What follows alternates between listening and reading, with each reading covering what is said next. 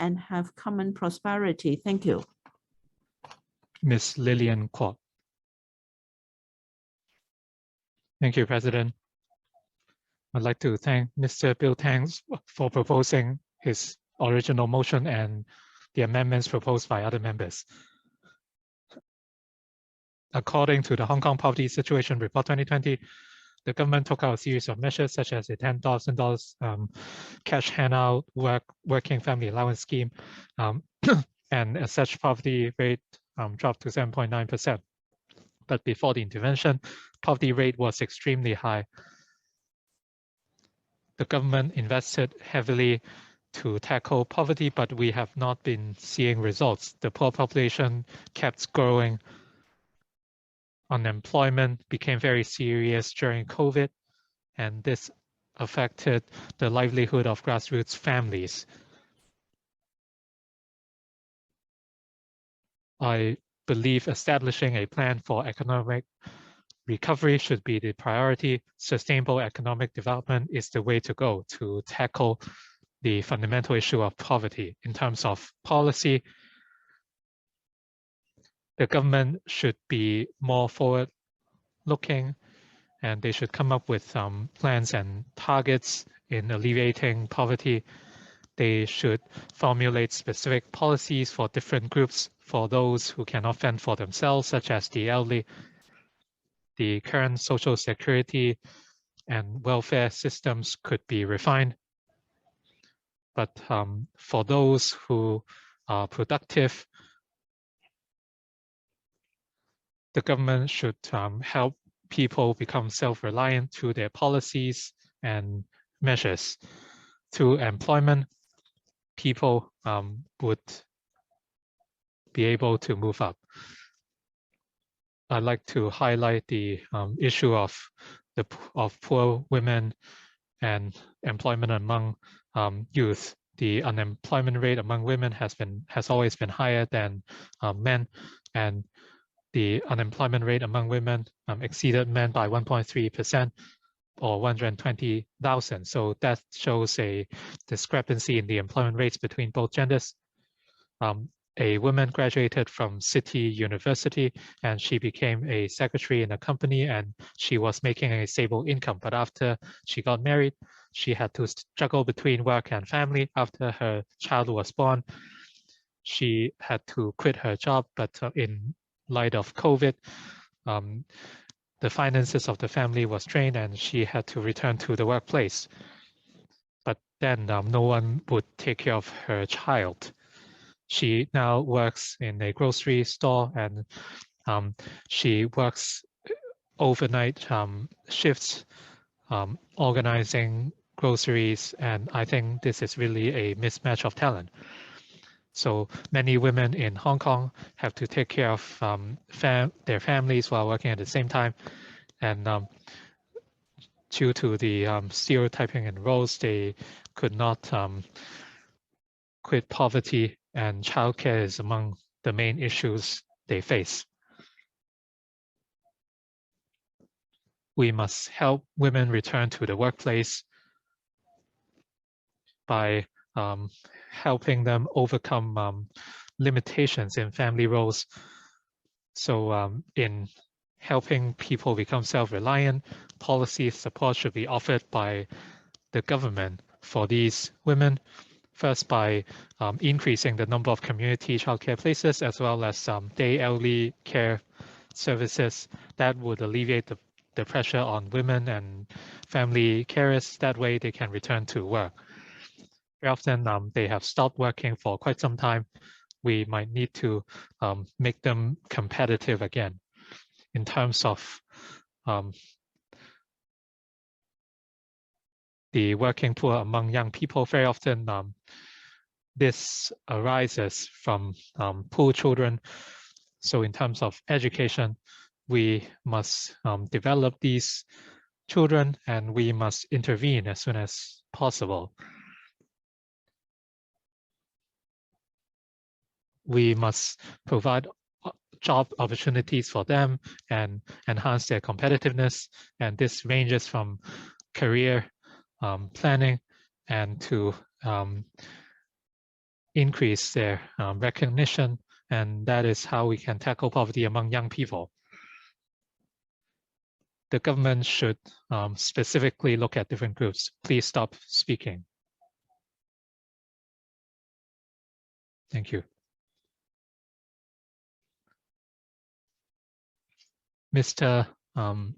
Edmund Wong is not present. Mr. Dr. Johnny Ng. I support Mr. Bill Tang's motion. If we want to achieve common prosperity and tackle poverty in a targeted approach, we must first find out who are the poor people. The government's formula is based on the median household income. So the poor population calculated was not accurate. According to the Poverty Situation Report 2020, the poor population calculated was only a theoretical figure.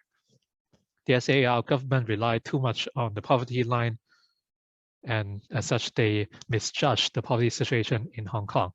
Poverty alleviation measures go beyond giving cash.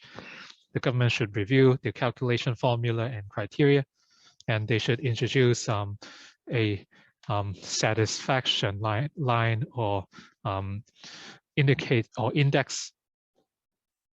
The poverty line does not distinguish between low income, high asset individuals and other groups. So we should use a targeted approach in tackling poverty. It has been more than 20 years since reunification. Many people were dismayed about life, and given the many conflicts and issues in our society, distribution of wealth has been uneven. People have limited purchasing power, and that affects their living quality. The lack of social mobility has frustrated young people. They simply do not see a future, and this had exacerbated poverty. And to tackle this, we need long-term measures. The SAR government did implement measures in the past, but the results were disappointing. The policies are not just about alleviating poverty. It should instill a sense of fulfillment and satisfaction among people. The digital economy is the trend, and Hong Kong's status as an international financial center is conducive to developing a digital economy. The digital economy will create more opportunities for our young people. We should invest more resources on our youth so that they could become talents in this new era of the digital age. The ERB has provided professional training courses on the digital economy. They have been very well received. So for the for the 50-somethings, they could be instilled with the relevant knowledge. That way they can become trainers and in turn educate SDU tenants. On the long run, a dedicated team could be set up. On the long run, we should develop our industries and to offer more options for the people and to allow our young people to move upwards and reduce poverty. Dr. Benson Look.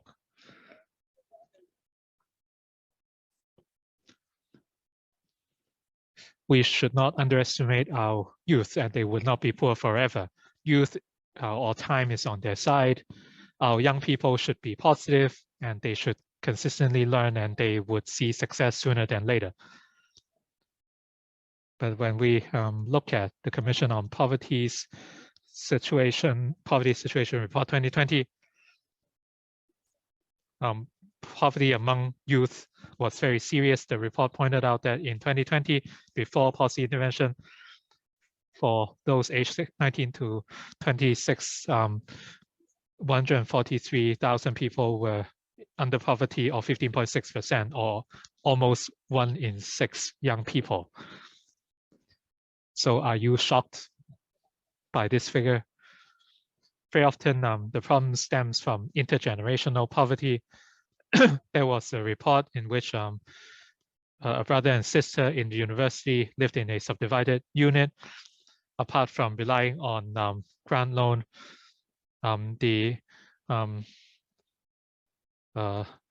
he has to work part-time. I don't think he could really travel, and he had to order the cheapest meals in university. I think the issue was that before the brother and sister were able to find work in the society, they were already under a debt of more than $200,000, and they had to spend at least 10 years to repay the loan. So, and this is a vicious cycle. In 2022, for the 15 to 19-year-old and 19 to 25 or 25 to 29-year-old segments, 14.1% and 5.8% respectively were under poverty. So I think the issue was exactly related to youth employment. The government knew about the issue as well. Paragraph 43 of the budget said that many young people were unable to exercise their potential, and the pace of economic recovery could not provide enough jobs for young people. The SAR government talked about diversification of our industries for a long time, from the 4 pillar industries to 6 major industries, and the 8 centers under the 14th Five-Year Plan. We talked about the dripping effect and common prosperity. In recent years, we must think about our methods. How can we actually allow our young people to benefit as a whole? Consumption vouchers are, of course, a good idea, but to support the youth, we must create more opportunities and employment ladders for them. Reforming our alleviation policy requires input from the government, the grassroots, and the business sector as a whole. Let me give you an example. Many grassroots young people are reluctant to take part in internship programs. The allowance is often lower than the pay from giving private tuition classes, and many young people are relying on the money to feed their families. So by skipping these opportunities, their resumes would suffer, and in turn, that would affect their prospects of a pay rise going forward. As Mrs. Regina Yip said, we need to teach people how to fish, and this is how we can tackle poverty among the youth. And every step counts. The government should coordinate with the industries and provide more subsidies for internships, and to encourage more paid internship opportunities for the youth, such as the Youth and First programs by the Hong Kong Monetary Authority. These are very good examples. So as a whole, to tackle poverty in youth, we must allow young people to see a future. And so I speak. Thank you very much. Mr. Eric Yim. President, I'm grateful to Mr. Tang Ka-piu for sponsoring this motion on poverty alleviation. I support this motion. The mainland has over 40 years of experience alleviating poverty. On the 23rd of November 2020, the government, the Chinese government announced that poverty has been eradicated and over 100 million people there were pulled out of poverty. I think this can be a good example for us to follow. We should eradicate absolute poverty. This can ensure a sustainable and peaceful development of country. And I think it will be one of the signs of successful administration by patriots. So the government should give priority to this deep-seated problem. Now, China was able to achieve this target to be achieved by 2030 for sustainable development, all because of is the merits of a system. In Hong Kong, we've also got one country, two system. We have the staunch support of the central authorities. I think we should have resources and methods and timetable and roadmap to alleviate poverty. I think we can learn from the successful experience of the mainland, and we can have targeted policy alleviation. We can enhance training of our professionals and mobilize resources, and we can ask people to contribute so that in Hong Kong, everyone will have opportunities and we can become a moderately prosperous society. We might also do away with intergenerational poverty. We've ensure proper education for our younger generations so that everyone in Hong Kong can feel the merits of patriots administering Hong Kong. Ms. Chen Yuming, thank you. I support the motion by Mr. Tang Ka-piu and also the amendments by Mr. Stanley Ng, Mrs. Regina Ip, Mr. Dennis Leung, Mr. Stanley Lee, Dr. Priscilla Lam, Mr. Leung Chen Shing, Ms. Yong Hoi Yen, and Mr. Tang Ka-piu. Now, poverty is a serious problem in Hong Kong, as quoted in one amendment. Before government policy intervention, we had 1.653 million who were poor, representing 23.6% of the population, hitting a new record high. Now, because of the epidemic and also inability to resume normal travel with the mainland, we have been hard hit. The fifth wave of outbreak has impacted on all sectors of our labor sector. The latest unemployment rate has risen to 4.5%, over 150,000 people unemployed, over 80,000 underemployed. Many people still have to live in subdivided units, partition rooms, and squatters. I'm the Rule Committee of Ta Kwu Ling. Whenever I have time, I will distribute anti-epidemic supplies in Ta Kwu Ling, which is at the frontier. I observed that we have more subdivided units and squatters there because our rental is lower there. We have got 200 SDU households, some of them being unemployed or old or chronically ill. Now, these tin squatters are very crowded. Should there be a fire or other natural disasters, the consequence can be dire. And in our village, some of the living environment at the tin squatters are really appalling. I've seen a family of 5. They they have a shed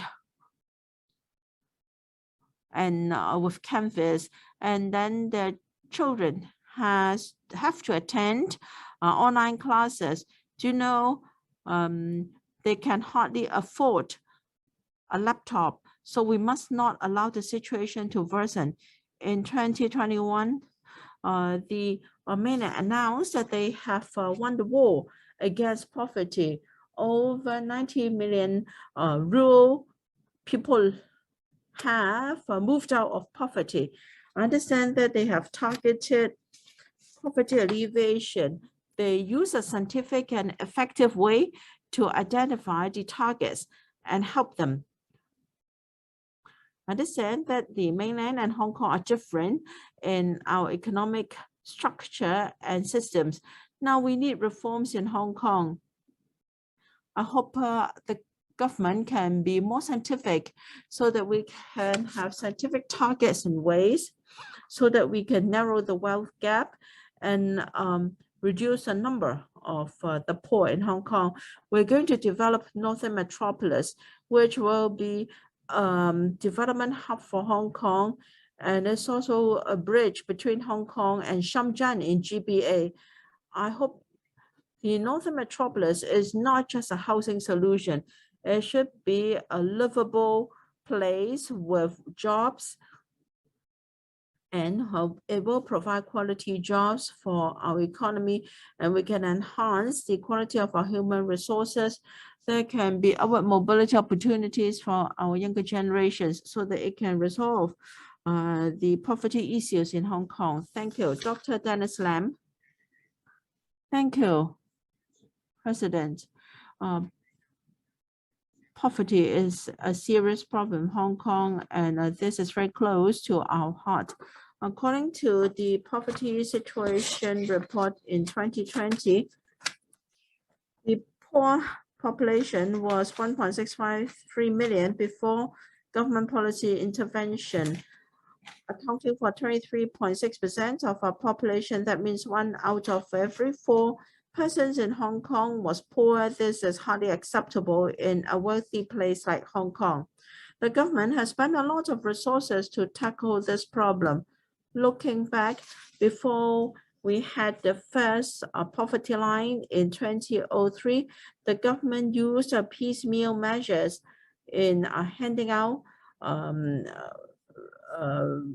sweeteners to help the poor. It was not until the Commission on Poverty Alleviation was set up that we could see commitment on the part of the government. Spending on social welfare rose from $59.7 billion in 2015-16 to $105.7 billion in 2021-22, up 77%. Still, there is no relief when it comes to poverty. I think this is because we're not spending resources in a targeted manner. For instance, in 2019, we have the public transport fare subsidy scheme. It was not means tested. Everyone got a subsidy, and the spending was $2 billion. So even those without any financial hardship were given the subsidy, and in some cases, one citizen could have a few octopus cards, so they could claim the benefits. And recently, the $2 concessionary fare scheme was extended to cover those who are 60 or above. So everyone is happy with this extension, but then we are not using resources to help those who need it most. On the other hand, the Central Authority has achieved a lot in poverty alleviation. In 2021, they set this target. Within 5 years' time, all the poor people in rural community could be integrated with the moderately prosperous society. So in 2021, they were able to help close to 100 million people, and now they're no longer poor people. So we must review our current policies to ensure that resources are properly spent and on the right people. And we must have targets for reducing the poor population and to narrow the wealth gap. The motion wants us to have another tool to measure poverty. I agree to that. Currently, the poverty line is set at below 50% of the median household income, monthly income. Well, actually, family income can go up and down. So this concept is just relative poverty. It's different from the concept of absolute poverty in the mainland.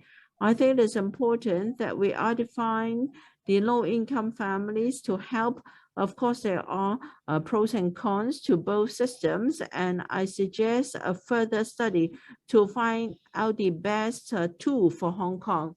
Some of the amendments talked about reform to our taxation system, including raising the profit tax rate by 1%, and the introduction of negative income tax, capital gains tax, estate tax, idle land tax, etc. Some of them may undermine Hong Kong's competitiveness and they are rather controversial. We must have extensive and in-depth consultation before we can move forward. With these remarks, I support the original motion and all the amendments apart from the one by Mr. Dennis Leung.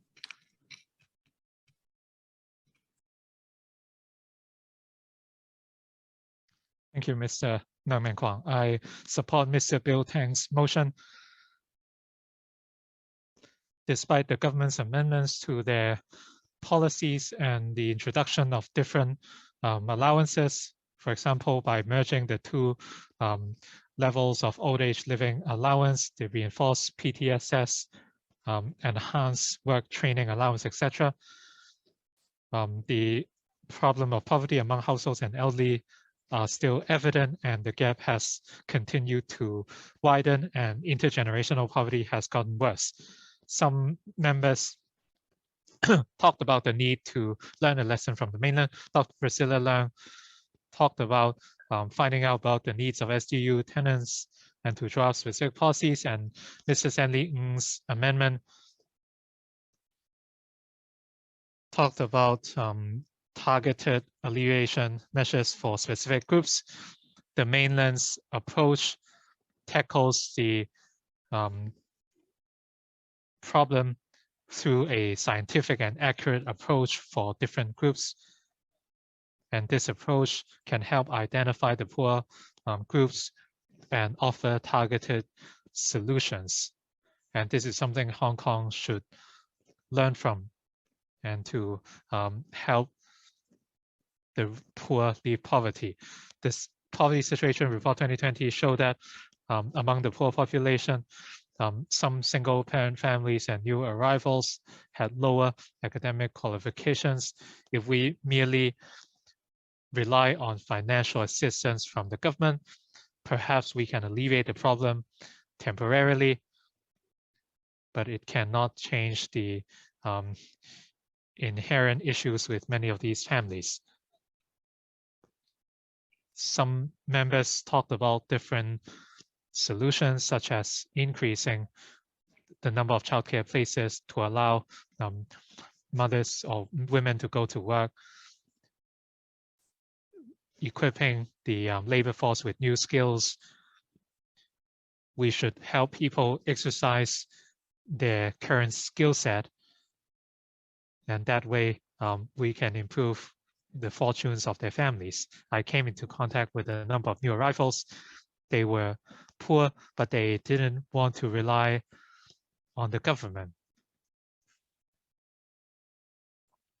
They, through handicrafts and hometown delicacies, they hope to make money, but they simply didn't have the means. So by mobilizing NGOs, support can be offered, and under the principle of patriots administering Hong Kong, many patriotic organizations are happy to shoulder greater responsibility. The government should work more closely with these organizations so that they could help provide support to members of the public. That way they can make a living by selling local or hometown delicacies. That way households can leave poverty. With the these clanship associations can offer support, and that way Hong Kong, the Hong Kong public can learn about mainland culture, and that would facilitate the exchange between Hong Kong and the mainland. Hong Kong must continue to implement and refine the current policies the areas of healthcare, education, social security, etc. should be reinforced.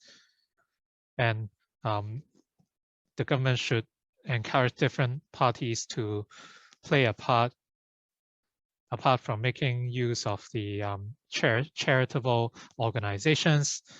The government can work more closely with grassroots and clanship organizations and to learn from the mainland experience that would pave the way for poverty alleviation. Thank you. Mr. Pt2. I support Mr. Bill Tang's original motion. I think many people want to leave poverty, but how do we define the poverty line and help these people in a targeted manner? I think this is a matter of science.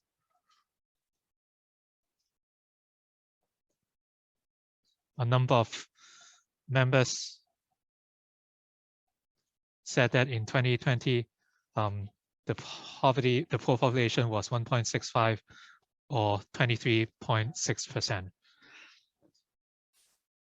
Back in 2018, the poor population was about 1.4 million. And over the past 10 years, the numbers hovered at around 1.3 million. Why did we see a hike in 2020 to 1.65? With the Black Lives violence in 2019 and COVID hit in 2020. So the situation was very bad at that time. I believe many people had a hard time finding a job. If we deduct the 2018 figure, I think the increase was about 3.6%. The government did offer support measures. The government offered recurrent and non-recurrent cash assistance. The poor population dropped by about 7% before 2018. While the reduction in expenditure was not as obvious as 2020. In other words, the government support measures in 2020 helped a lot of people. So this is something I want to emphasize. When it comes to poverty, over the past 2 years, many micro and SMEs face issues, and I think they virtually had nothing left. If the pandemic does not improve, I think they would fall under the poverty line. For years, the poor population has not seen much decline. I think one main issue was land or housing supply. In 2004,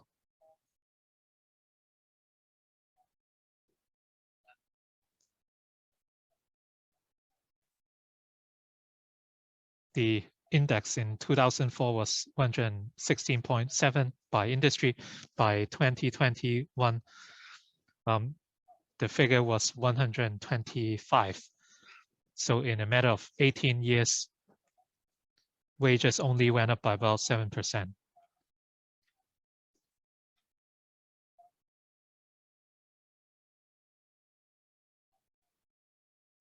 When you look at the increase in rent and property prices from 2004 to 21, property prices went up by almost 400%, while rent went up by 130%. So no matter how people worked, they have not seen much increase in wages, while rent and property prices went up substantially. So they could never catch up, and that is why many people went under poverty. So to tackle the housing issue, we can help overcome the issue of poverty. As to how we can provide more opportunities, job opportunities, I think that is a solution as well. Through legislation, the government can offer better support to the SMEs. On the other hand, if you create a lot of barriers for SMEs, the opposite would happen. I think the MPF offsetting arrangement was one such example. Under COVID, the government decided to abolish the MPF offsetting arrangement, and the enterprises had to make an extra contribution, and such arrangements led to conflicts between employers and employees. I think we should think twice about that bill. As for Mr. Dennis Leung's proposal to reform the tax regime, I think the presence of an estate duty would deter people from accumulating their capital in Hong Kong. Ms. Odenchow. Thank you. President, I thank Mr. Bill Tang for moving his original motion, which allows us to have a debate on poverty alleviation. I'd like to share some figures with you. According to the government statistics last year, we had 1.65 million living under poverty. After policy intervention, the figure was 554,000. Compared with the year before, the poor population increased by 160,000. So the issue of relative poverty in Hong Kong is something that deserves our attention. And I'd like to highlight a few areas. For SDU tenants,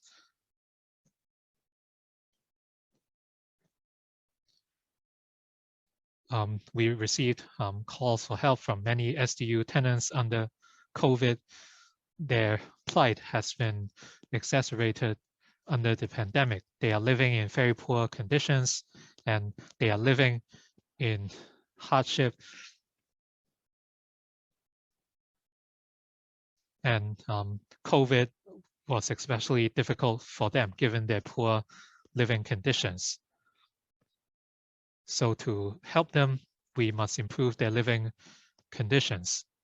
So I think SDU tenants should be our priority. A lot of elderly people are living in SDUs, and as we know, for elderly people above the age of 65, the poverty rate remained high. In 2020, it was 14.5%. And that is why the government should be committed in first dealing with elderly people living in SDUs, and and today we talked about the makeshift hospitals built with the help of the central government. Once the pandemic is over in Hong Kong,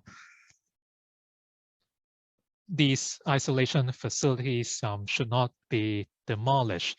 They could be converted into transitional housing for elderly or grassroots living in SDUs. I think that is one solution. In terms of economic development, tackling poverty is all about developing our economy properly and by developing new industries rather than just relying on the existing pillars. Since the last term of LegCo, I have talked about the importance of reindustrialization. Through this exercise, we can boost different industries, which would in turn benefit all walks of our society, including the grassroots.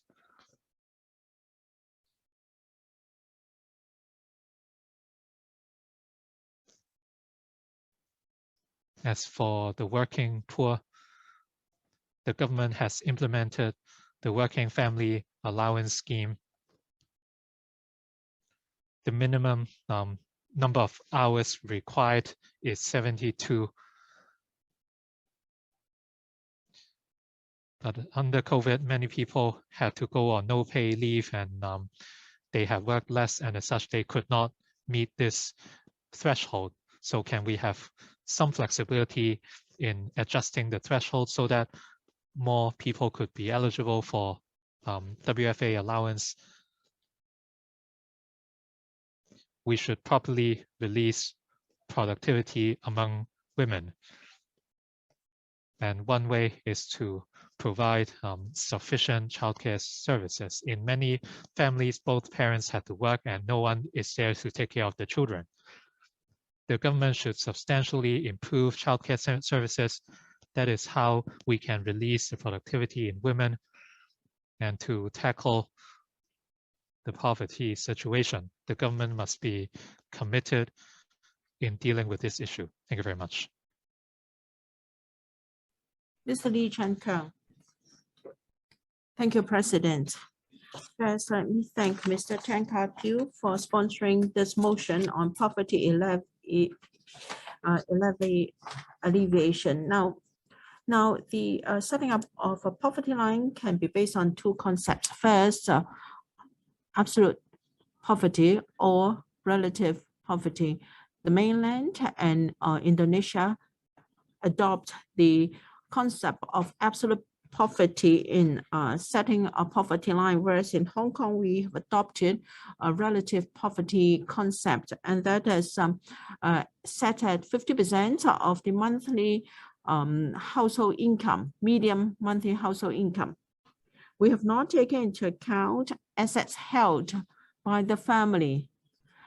In the poverty situation report by the government last year, retired elderly persons do not have any income, but we only take into account their income. They may hold substantial assets, even though they don't have any financial hardship, they will be classified as being poor.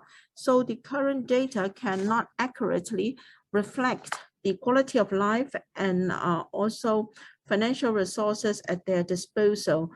Some who are poor may in fact have considerable savings and shares and other assets.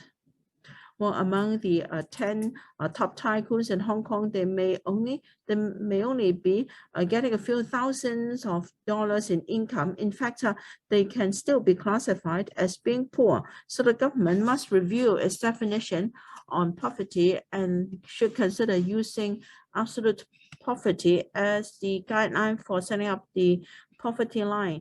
And resources should be spent in a targeted manner on those who need them most. I'd like to respond to the amendments by Mr. Dennis Leung. The Liberal Party has reservation because of the following reasons. First, Mr. Dennis Leung proposed to increase the profits tax rate by 1% for enterprises making high profits whose assessable profits exceed $100 million, and that the government should consider redistributing wealth in society by introducing negative income tax, capital gains tax, estate duty, idle land tax, etc. The LP is of the view that this will undermine Hong Kong's competitiveness and attractiveness in a wealth management center. So many multinational companies are willing to set up headquarters and branch offices in Hong Kong. Tenants are like to work in Hong Kong, all because of our simple and low taxation rates. If we arbitrarily increase the tax rates and introduce new taxes, this will greatly undermine our competitiveness and lower our attractiveness for businesses and individuals. Now, to address the problem of poverty, we should teach people how to fish instead of giving him a fish. So introducing new tax is not a way. Our low simple taxation system is very friendly to the business sector and is one of our biggest competitive edge. We provide a stable and certain operating environment. Because of the epidemic, many multinational companies have moved their senior officials and even headquarters to places like Singapore. We have been dealt a heavy blow. If we introduce new tax, and I'm sure more multinational corporations will follow suit, and this will greatly undermine Hong Kong's status as a world financial center. Mr. Paul Chan, the FS, said that we must consider comprehensively before introducing new taxes. We are not in a position to introduce new taxes, and we should not change our system at this stage. The FS in her budget said that the next fiscal year, will see a $56.7 billion of deficit. So if the government continues to hand out cash, this will be a great burden on our fiscal, on our public finances. And at the end of the day, the whole community will have to foot the bill. And this is against the principle of living within our means. The LP supports the original motion and the other amendments except for the one from Mr. Dennis Leung. Mr. Vincent Zhang, thank you. I'm grateful to Mr. Tang Ka-piu for moving this motion. The COVID epidemic has been with us for more than 2 years. All sectors have been hard hit. We have seen a sharp increase in unemployment rates in many sectors. In West Kowloon, in our fight against the epidemic, we have met many households who are either unemployed or underemployed. They've asked how they can apply for unemployment assistance. Most of them are grassroots living in SDUs. So for SDU tenants, if they are unemployed, they are in particular hardship. Now, because of COVID-19, poverty has worsened in Hong Kong. I hope we can all express our opinions in this debate, and I hope the new executive will take on board our suggestions to improve the system. Housing and poverty have plagued Hong Kong for a long time, according to the Poverty Situation Report 2020. Before government policy intervention, we had 1.653 million poor people in Hong Kong, and which was a record high. And then 1 out of every 4 in Hong Kong was poor, and then we have 580,000 who are over 65 years old and poor in Hong Kong. Working poor is also important. Before government intervention, the figure was 800,000.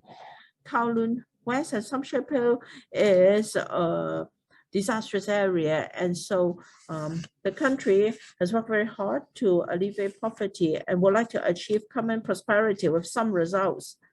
The UN in its 2030 Sustainable Development, a research was published.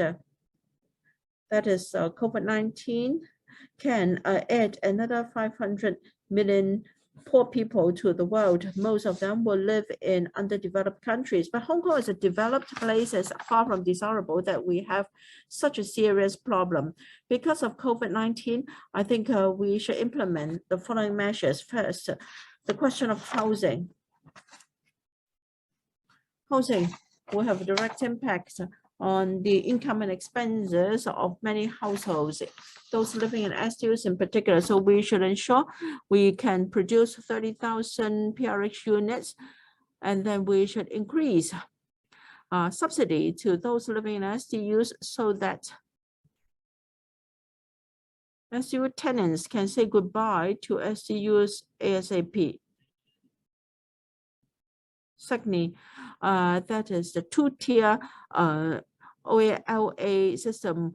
I think we should raise the asset limit to 500,000 as soon as possible. We don't have to wait until next month, because when this was first proposed in 2021, it's been more than 2 years. I think we should implement these proposals as soon as possible. Now, the LWB, that we should use OALA and also CSSA and also the Working Family Allowance Scheme. So we should reform our CSSA ASAP. I know many single parents in Sham Shui Po, they really want to work, but because of CSSA payments, they're not allowed to work. So can we review the system so that we can allow more to work?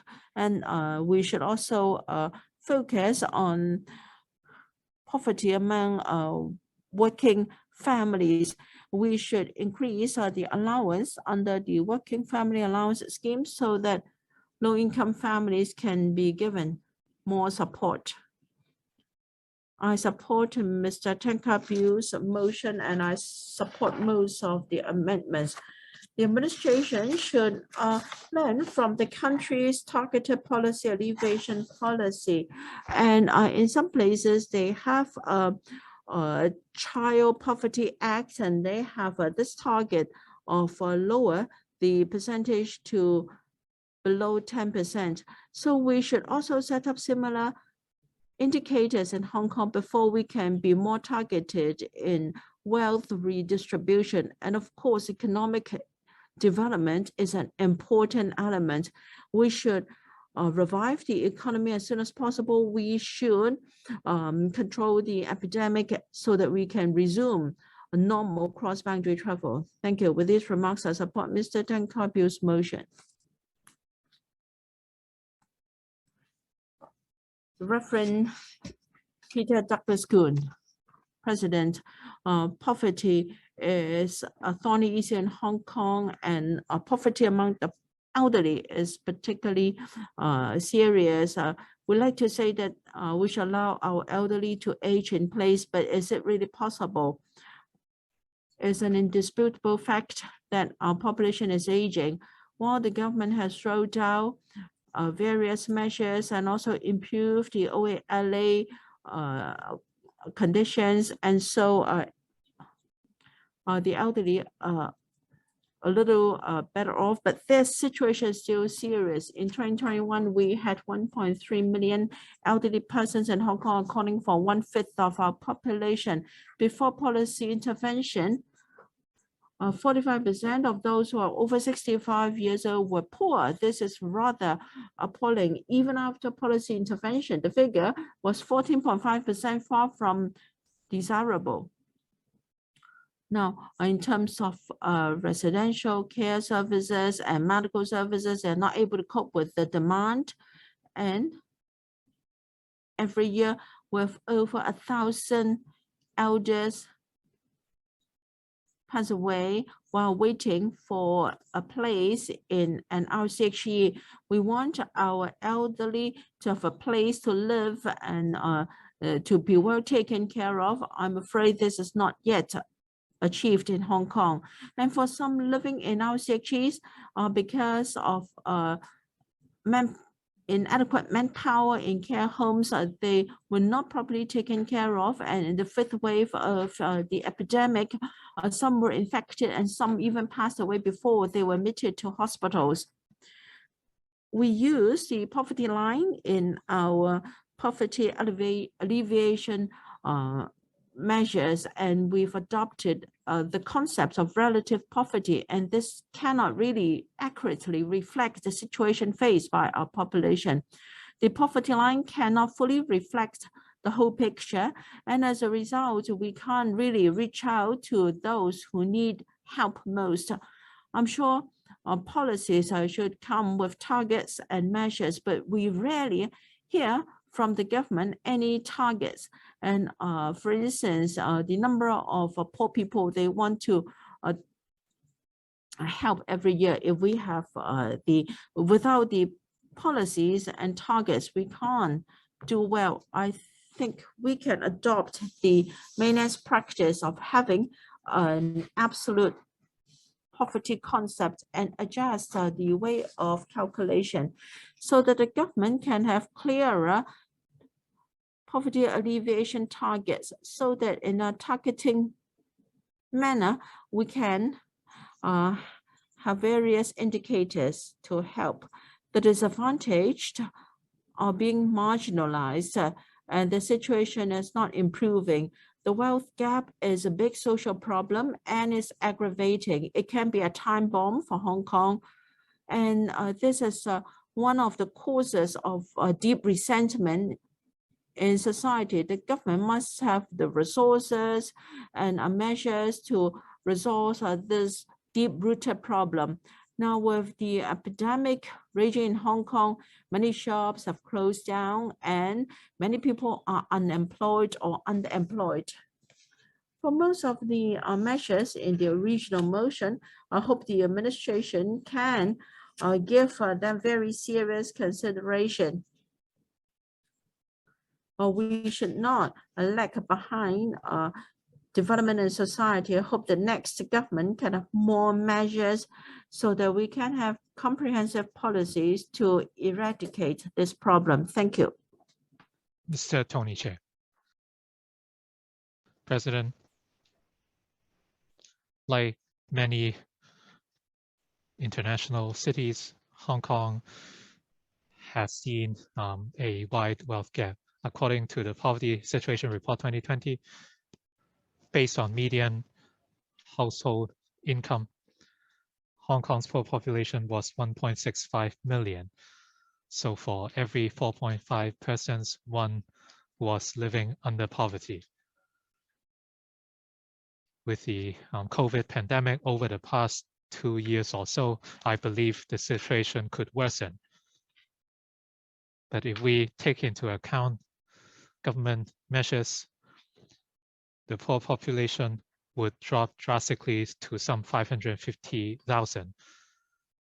One of the main intervention measures was the provision of public rental housing. PRH has proved to be one of the most effective poverty alleviation and consistent measures. And one reason is that private properties and rents are extremely expensive in Hong Kong.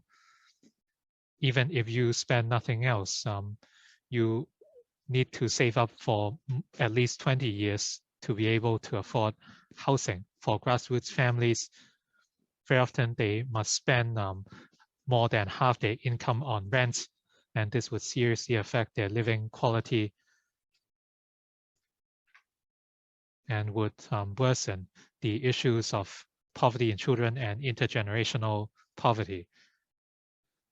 So Hong Kong's priority should be to expedite land formation for housing, provide more PRH and subsidize public housing, and we must control the prices of private properties and reduce the number of SCU tenants.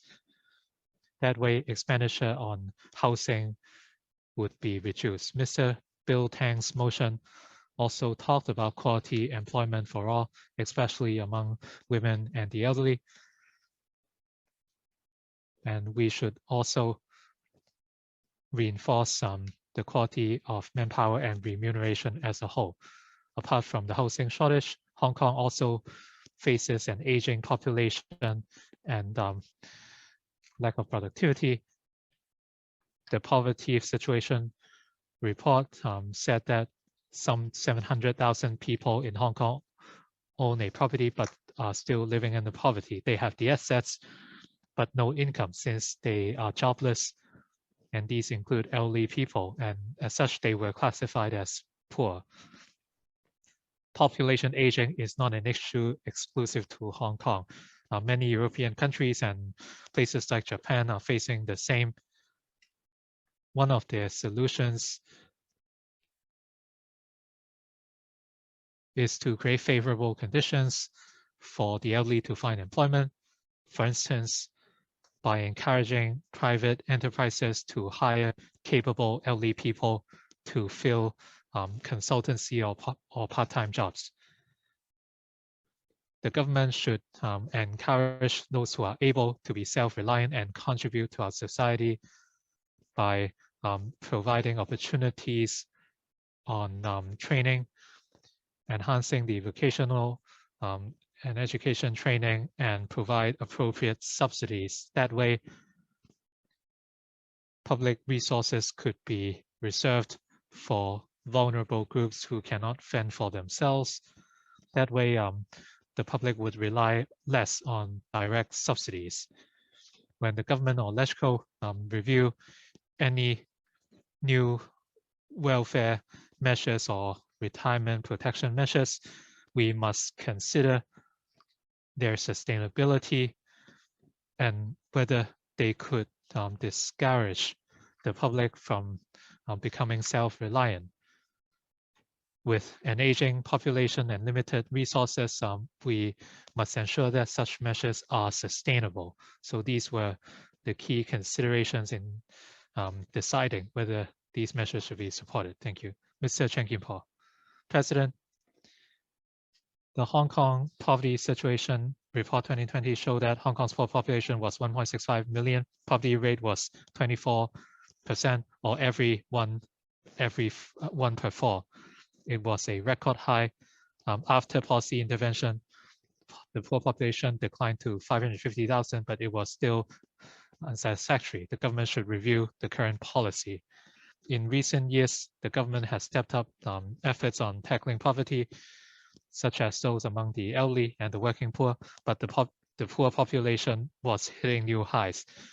These were owed to the economy and COVID, and I believe the government has invested substantially. I think their approach has been piecemeal. There was a lack of holistic planning, and the execution was also lacking. That's why we didn't see the positive results. The government should embrace a new mentality.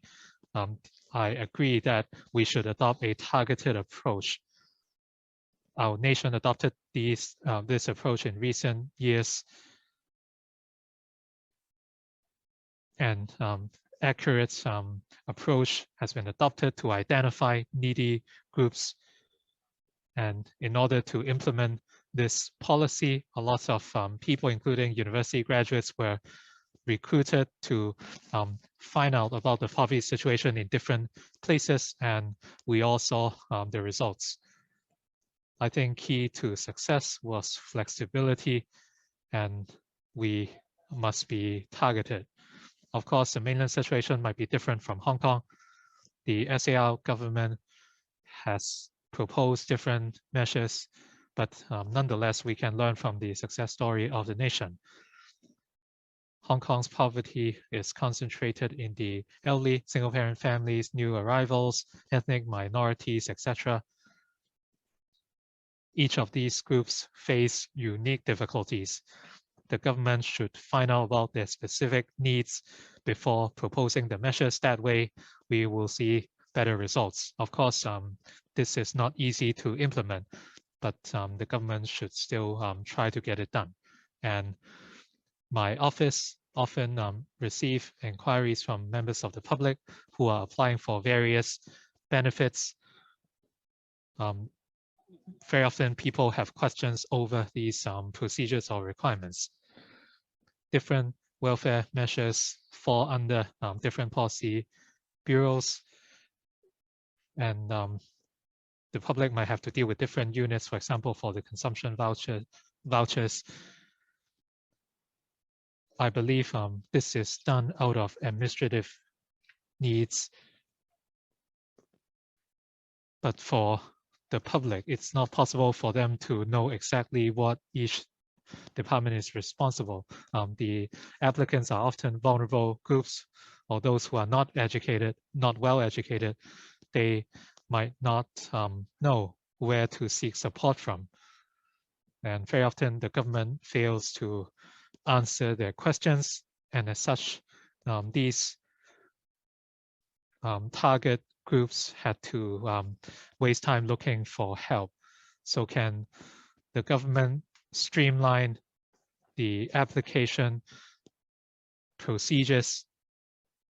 I understand this is not easy, but at least you should allow people or offer a clear path for people to make inquiries. Thank you.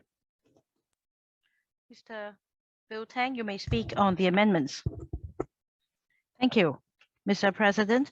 First of all, I thank Mrs. Regina Ip, Mr. Stanley Ng, Mr. Dennis Leung, Mr. Stanley Lee, Dr. Priscilla Leung, Mr. Lam Chun Sing, Ms. Eunice Yung, and Mr. Tang Fei for moving amendments to my original motion and their speeches. I also thank the 26 other members who have put forward their opinions on the matter. And let me respond to the various amendments. In relation to Mrs. Regina Ip's amendment, she proposes that since the SAR government's practice is to define the size of population according to the definition of relative poverty and mainly rely on public money to implement the measures, I share the same view as Mrs. Ip's. There should be a basic living allowance.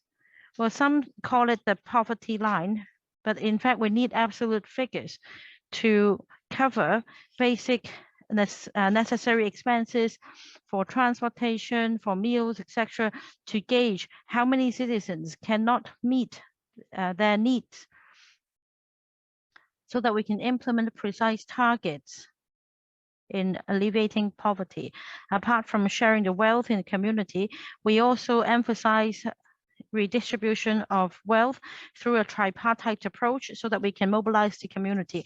We're going to support Mrs. Regina Ip's amendment. As for Mr. Stanley Ng and Mr. Dennis Leung's amendments, these are extensions to my original motion that echoes with the FTU's advocation for including public housing in the measures. For example, there should be a stepping up of manpower resources for training and subsidies for poor students, so on and so forth. We believe that these are measures that could help equal distribution of wealth in society in order to alleviate poverty. Again, I appeal to members to support their amendments as well. Mr. Stanley Lee's amendment also includes proposals to improve the situation, including more public housing and improving the CSSA. Mr. Stanley Lee, on behalf of the DAB, also agrees that there should be review of the minimum wage mechanism so that we have annual reviews instead of once every 2 years. This also echoes with the FTU's ideas. So I agree with Mr. Stanley Lee. As for Dr. Priscilla Leung's amendment, Dr. Leung shared the country's experience in targeted poverty alleviation. A core element of the mainland's experience is for the government to be proactive, whereas in Hong Kong, the Hong Kong government just sits on its hands and wait for applicants to come forward and claim benefits. It's really touching to learn about the mainland's experience. As other members have spoken, in the mainland, there are university graduates who are committed to alleviating poverty, and they are everywhere in the mainland. I hope that we can draw reference from the mainland's successful experience in targeted poverty alleviation so that we can consolidate the community's effort in tackling poverty. Mr. Lam Chun Sing's amendment relates to improving the housing policy and industry structure to alleviate the disparity between the rich and the poor. This again echoes with the FTU and the Federation's ideas. Mr. Eunice Yong's amendment relates to tackling child poverty, improving education, and tackling intergenerational poverty.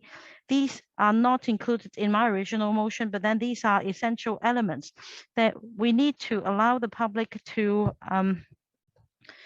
find hope in the future, and so that they see a light at the end of the tunnel. This is the first members' motion in this new legislative session. It is debate on alleviating poverty. Some 30 members have spoken and they all come prepared. We do hope that the government can better tackle poverty in a targeted manner.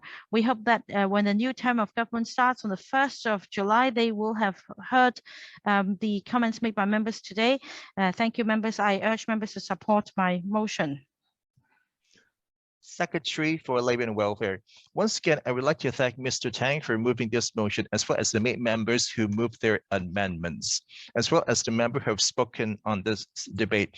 Like I said in my opening remarks, this is a very wide encompassing motion, and with quite a few policy very involved.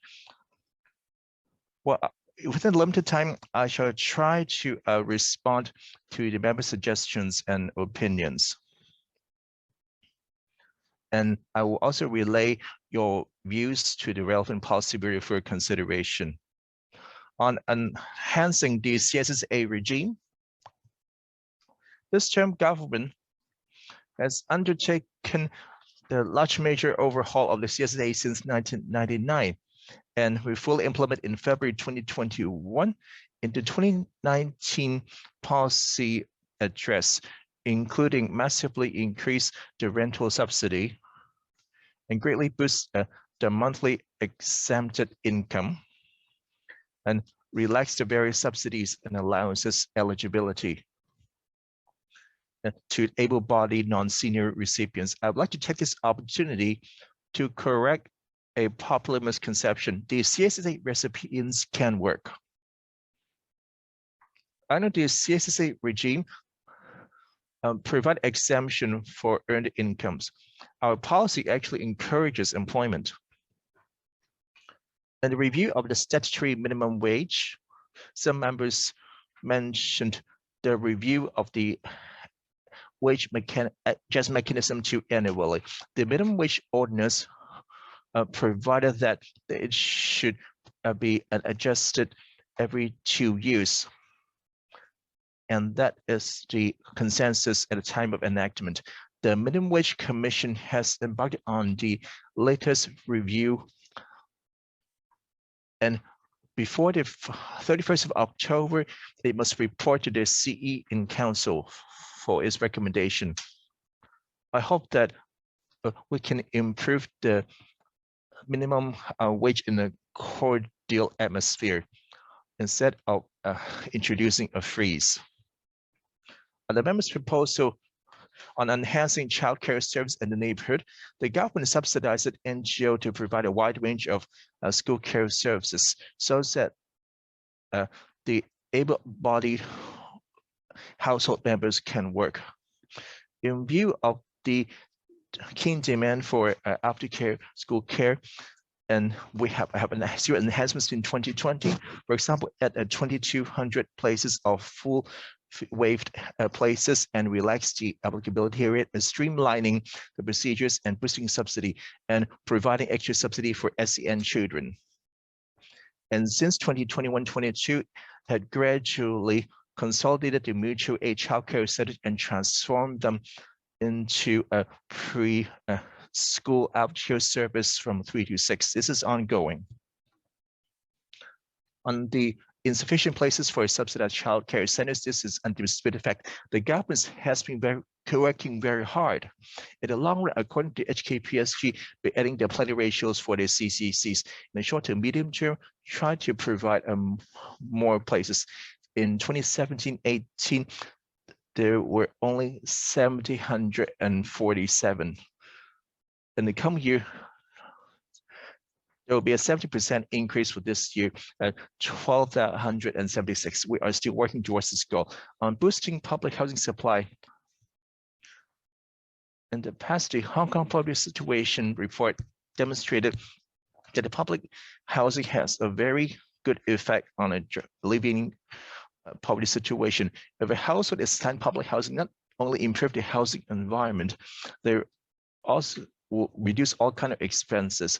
The government have been trying hard to identify land to build more public housing. The government has been taking the lead in promoting transitional housing. For the members' recommendations, will actively consider on how to boost the supply of transitional housing in order to help those with acute housing need as an interim housing. Some members mentioned adjusting the tax rate. The simple and low profit tax regime is the underpin of Hong Kong as a good place to do business. It's also a key source of our revenue. In considering any changes to the tax code and the tax rate, must also consider the public finance situation, economic picture, and the corporate tax burden and international competitiveness before coming up with any new suggestions. Some members mentioned on the outsourcing of government positions. The outsourcing system in government is one way to provide public service. Some of the work are suitable as outsourcing and cannot be included in the civil service establishment. And it could also boost efficiency by flexible deployment. The department can also provide public service on the way it sees most fit. The government had conducted a comprehensive review on the outsourcing system that currently the non-skilled worker under the contractors have the enhancement in April 2019. The actual wages of the non-skilled workers noted an increase of 19.4%. Some members pointed out that the government poverty analysis framework is based on relative poverty. Under this framework, it's not possible to eliminate poverty. It's not possible to set up a quantitative poverty reduction target, as this is an issue of relative poverty. The Commission on Poverty will continuously monitor and review the poverty analysis framework for further enhancements. Some members mentioned about targeted poverty alleviation. According to 2021 policy address, the SAR government only count the income instead of the assets. And such methodology in coming up with the poverty line so that we can analysis regular data to monitor the situation and provide the relative basis for precise poverty alleviation. My earlier remarks of multi-pronged measures, for example, supporting the elderly poor, and as well the working family allowance, and for the subsidy for disadvantaged children and youth, I would not repeat them here. Poverty alleviation, like members said, is a long-standing effort in face of aging population and global economic uncertainty.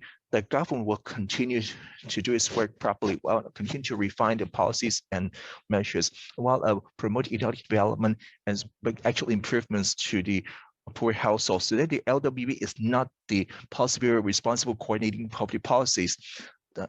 Mrs. Carolyn mentioned about the reorganization of the government, including the human resource and poverty alleviation to be consolidated into the Labor and Welfare Bureau to rationalize the task division to reduce task dispersal. On one hand, it will help the next CE for this site. And while this term, the government has prepared for the legislative amendment. Once again, I would like to thank the members' comments. I so submit. I now call upon Mrs. Regina Ip to move her amendment. Mr. President, I move my amendment. I propose a question to you, and that is that Mrs. Regina Ip's amendment be passed. We may now proceed with the voting. I remind members that you will vote by raising your hand on the screen. There is no need to use the raise hand feature of Zoom. I now put the question to you as stated. Will those in favor please raise their hands? Those against, please raise your hands.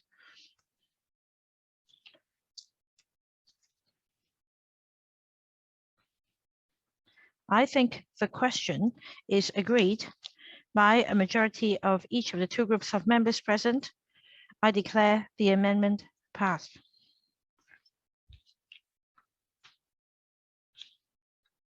Mr. Stanley Ng,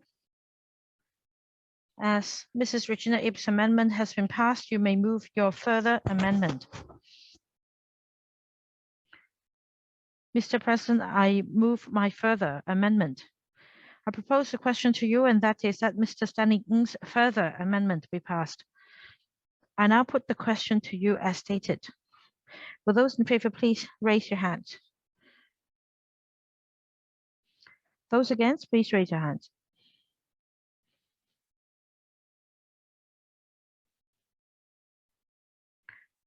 I think the question is agreed by a majority of each of the two groups of members present.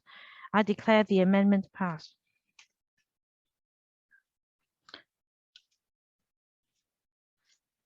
Members have been informed that as Mr. Stanley Ng's amendment has been passed, Ms. Yong Hao Yan will not move her amendment. Mr. Dennis Leung, as the amendments of Mrs. Regina Ip and Mr. Stanley Ng have been passed, you may move your further amendment. Mr. President, I move my further amendment. Dr. Johnny Ng claims a division. I will instruct the council to use the remote voting system. The voting will begin in 5 minutes. My staff will send the voting reminder to members via SMS. Let me remind members that once I declare that the voting has begun, you should put in your password in the system.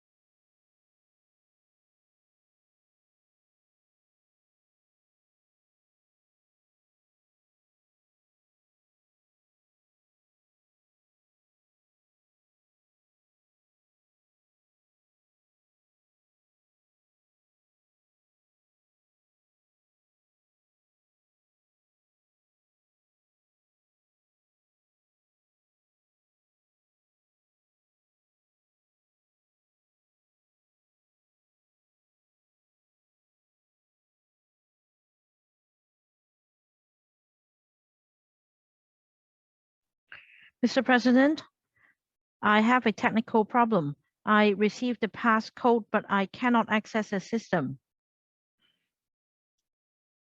You can press refresh on this page. Please do that. I tried that already. Well, you must wait until 5 minutes later when I announce that voting begins. I can't enter the passcode now, but it's all right.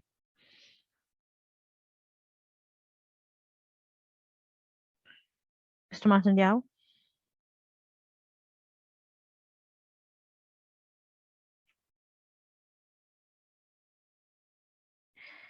I have the same problem.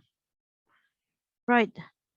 5 minutes later, when voting begins, you'll be able to access the system, but I can't find the electronic voting system page. Press refresh.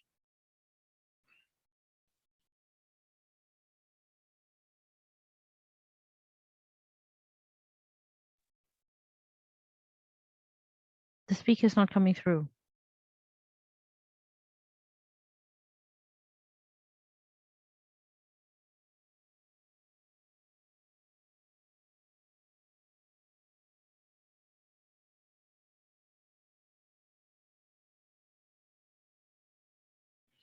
Let me remind members that you must vote in person.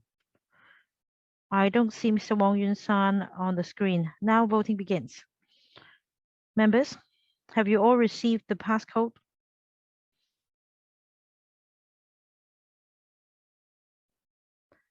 If the passcode entry is not available, please press refresh on the top right corner of the page. If you have a question, you can use the raise hand feature in Zoom.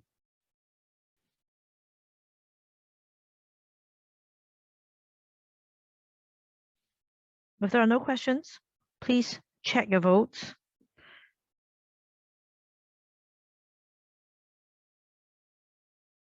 If there are no questions, voting is closed.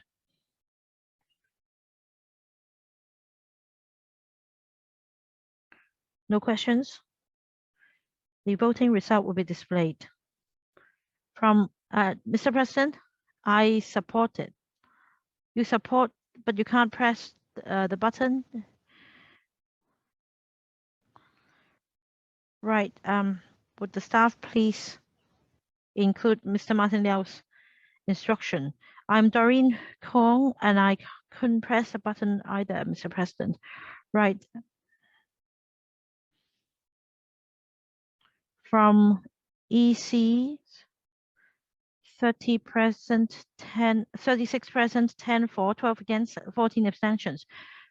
From FCs, 46 present, 13 in favor, 18 not in support, and then 14 abstentions. The question is not agreed by a majority of each of the two groups of members present. I declare the amendment negative. Ms. Dari Lee. Mr. President, I move that in the event of further divisions being claimed on the motion debate on reforming the poverty alleviation policies and strategies of Hong Kong and the amendments, the voting should begin 1 minute after the SMS reminders have been sent by our staff. I put the question to you that Ms. Sari Lee's motion be passed. Those in favor, please raise your hands. Those against, please raise your hands. I think the question is agreed by a majority of each of the two groups of members present. I declare the motion passed. I declare that in the event of further divisions being claimed on this motion and its amendments,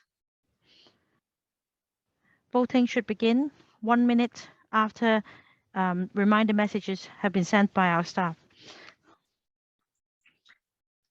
Mr. Stanley, as the amendments of Mrs. Regina Ip and Mr. Stanley Ng have been passed, you may move your further amendment. Mr. President, I move my further amendment. I propose a question to you that Mr. Stanley's further amendment be passed. I now put the question to you as stated. Will those in favor please raise your hands? Those against, please raise your hands. I think the question is agreed by majority of each of the two groups of members who are present. I declare the amendment passed.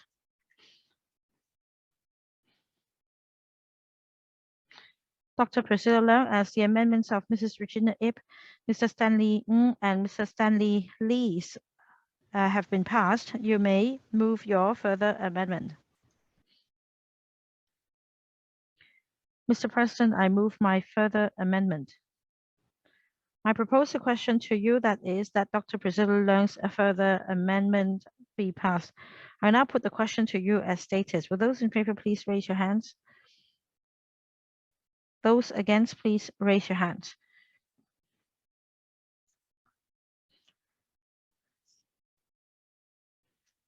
I think the question is agreed by the majority of two groups of members present. I declare the amendment passed.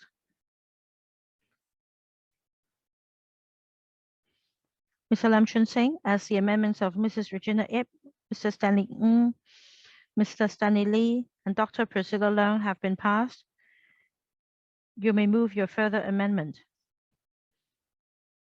Mr. President, I move my further amendment. I propose a question to you that is that Mr. Lam Chun Sing's further amendment be passed.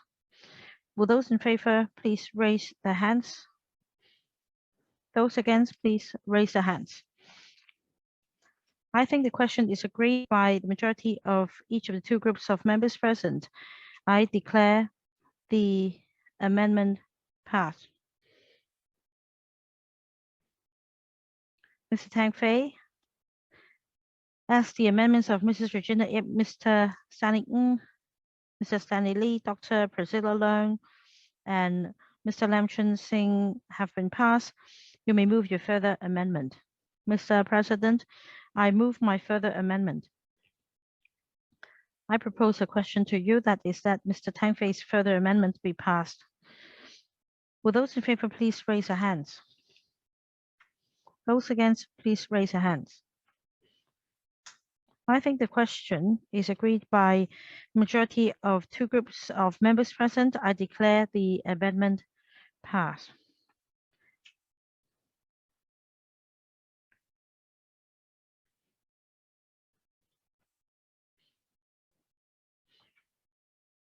I now put the question to you that is that Mr. Tang Ka-piu's motion as amended by Mrs. Regina Ip, Mr. Stanley Ng, Mr. Stanley Lee, Dr. Priscilla Leung, Mr. Lam Chun Sing, and Mr. Tang Fei be passed.